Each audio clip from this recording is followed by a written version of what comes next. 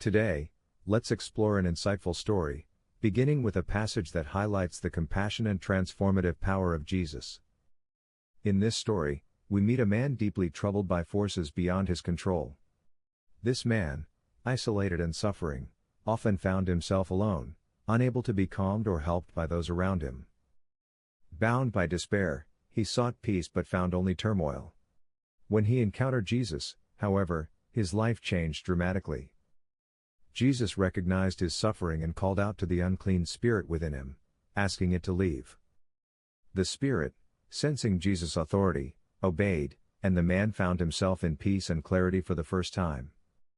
This transformation astounded everyone who knew the man, as he went from chaos to calm, clothed and in his right mind.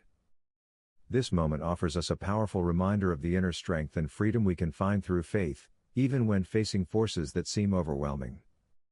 Turning to another teaching, we are reminded that an unclean spirit, once gone, seeks rest, moving from place to place. However, if it returns and finds its former place unprotected, it may come back with even greater force, bringing additional negative influences with it. This passage encourages us to guard our hearts and minds, remaining mindful of our inner environment, as the spirit that fills us impacts the quality of our life. Lastly, the importance of spiritual vigilance is emphasized in another text, which tells us that our struggles aren't only against the visible or tangible but also against unseen forces and influences. This reminder calls for an awareness of the spiritual dimension of our lives, urging us to nurture strength and protection against unseen challenges.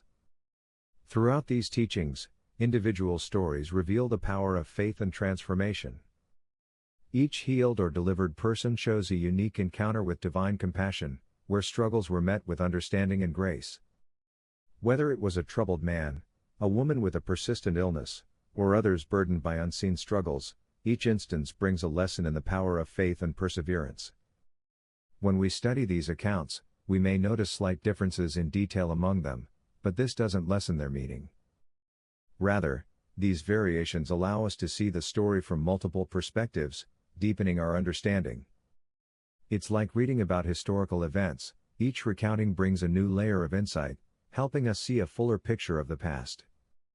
Returning to the core message of these passages, we see the importance of understanding how unseen forces can influence us and the strength we can find through faith to overcome them.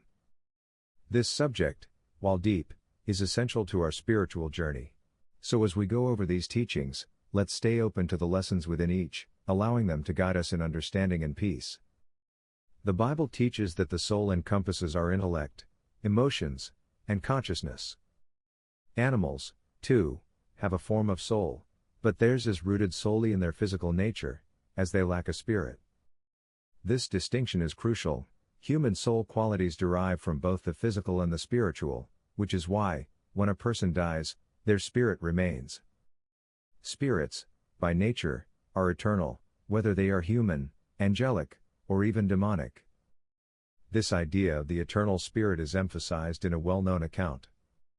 In one story, a man who had passed away finds himself separated from his physical body but still aware, able to feel, think, and remember. This demonstrates how our mind and memories persist beyond the physical, sustained by the spirit. Although our bodies age and change, the essence of our spirit, with its unique personality and memories, remains intact. I once experienced a teaching moment that strengthened my understanding of faith's role in our lives. I was teaching on how true faith comes from the heart, not the mind. The heart in this context represents our spirit, as highlighted in a proverb that advises us to trust in the Lord with all your heart and lean not on your own understanding. Here, heart clearly refers to the spirit rather than the intellect, reminding us that spiritual wisdom goes beyond mere mental knowledge. During one teaching session, I experienced a profound moment of clarity about the eternal nature of the spirit. Although I had grown older and sometimes found my memory fading, I realized that our spirit's connection to divine wisdom remains steadfast. I affirmed my faith that my mind would stay sharp, and soon, I found myself recalling details with ease. This change was a powerful reminder that our thoughts and beliefs influence our reality. In another lesson, we're reminded that spiritual beings, whether angels or demons, are eternal, and each carries a unique personality. Just as our spirit gives color to our character, so too do these beings express their own distinct personalities. Some spirits bring negative influences, often affecting a person's mood or behavior. For instance, certain unclean spirits can influence physical ailments, while others may affect one's mind or emotions. Once, while teaching about the discernment of spirits, I found myself in an unexpected spiritual experience. It felt as though a divine presence filled the room, and I saw a vision that taught me about the discernment of spirits. This gift enables a deeper understanding of spiritual matters, helping us distinguish between divine influences and those that might mislead us. However, such gifts aren't something we can turn on or off at will, they are given as the Spirit sees fit, requiring patience and trust. A story from Scripture tells of a woman possessed by a spirit who followed Paul, announcing that he was a servant of God.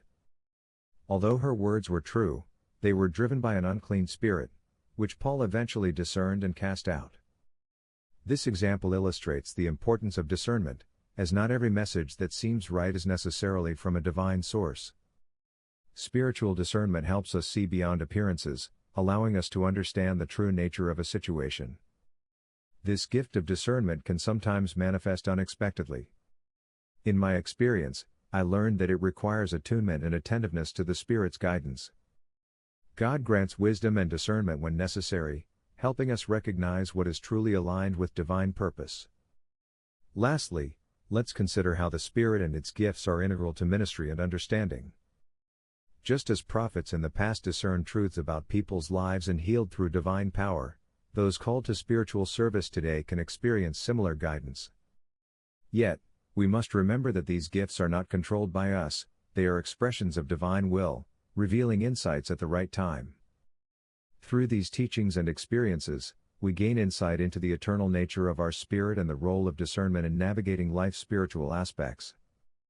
This understanding calls us to be mindful of our thoughts, to trust in divine wisdom, and to embrace the eternal aspect of our being, knowing that our spirit carries on with purpose and grace. The story goes that a man of God heard that a king was seeking healing and asked that he be sent to him, saying, "Then he will know there is a prophet here." This wasn't a boast, it was a statement of faith in the calling and power of the divine office he represented. So the man arrived with his servants and wealth, standing at the prophet's door. But rather than greeting him personally, the prophet sent a messenger instructing him to wash in the river 7 times to be cleansed. This infuriated the man, who expected a grand gesture or personal attention. "I thought he would come out, call on his God, and wave his hand over me," he fumed, doubting that such simple instructions could heal him. Often, we expect divine intervention to look a certain way, fitting our preconceived ideas. Yet, sometimes the solution is simpler than we imagine, if we have faith to follow it. Thankfully, the man's servant gently reasoned with him, urging him to try what the prophet suggested. In obedience, he dipped in the river and emerged healed, his skin restored like that of a child. This account reminds us that God may guide us in unexpected ways, and even if the method seems unusual, the results reveal divine wisdom. Sometimes, a simple act of faith is what we need to find the healing or blessing we're seeking. Similarly, in Jesus' ministry, he often used unexpected methods. Sometimes, he would place his hands on the sick, but other times, he used unconventional actions, like spitting on the ground to make clay, or even touching a person's tongue. These acts weren't about following a formula, they were directed by divine inspiration, unique to each situation.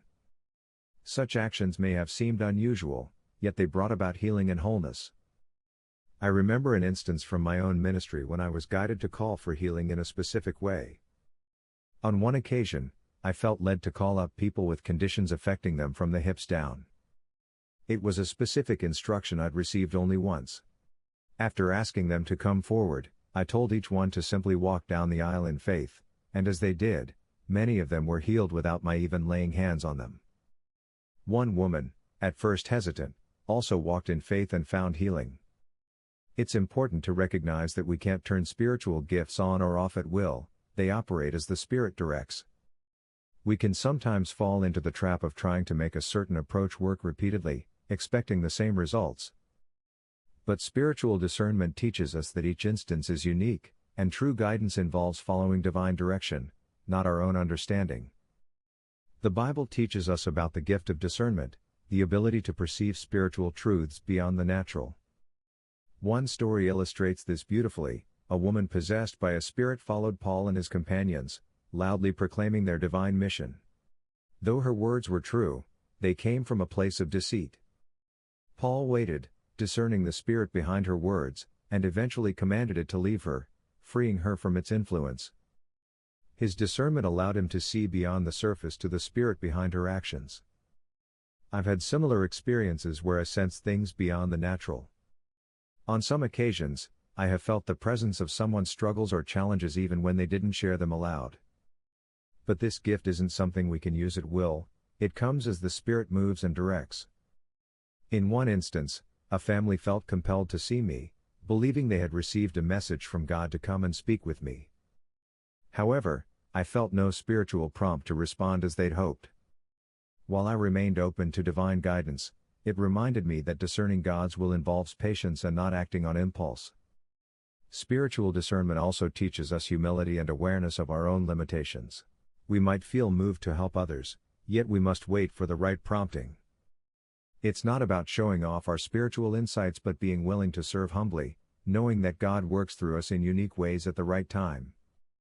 This is a lesson I learned over time. Sometimes I would see visions or gain insights, but they weren't for sharing or drawing attention. The Spirit guided these moments for specific purposes, not for me to use as I wished. This approach has brought clarity and peace to my ministry, allowing me to focus on what God truly wants to accomplish through each interaction. The gifts of the Spirit are powerful tools that bring blessings and insights, yet they must be handled with humility and discernment.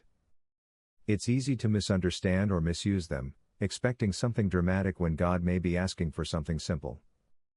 The key is to remain sensitive to the Spirit, open to however He leads, trusting that His way, however unconventional it might seem, is always for our good.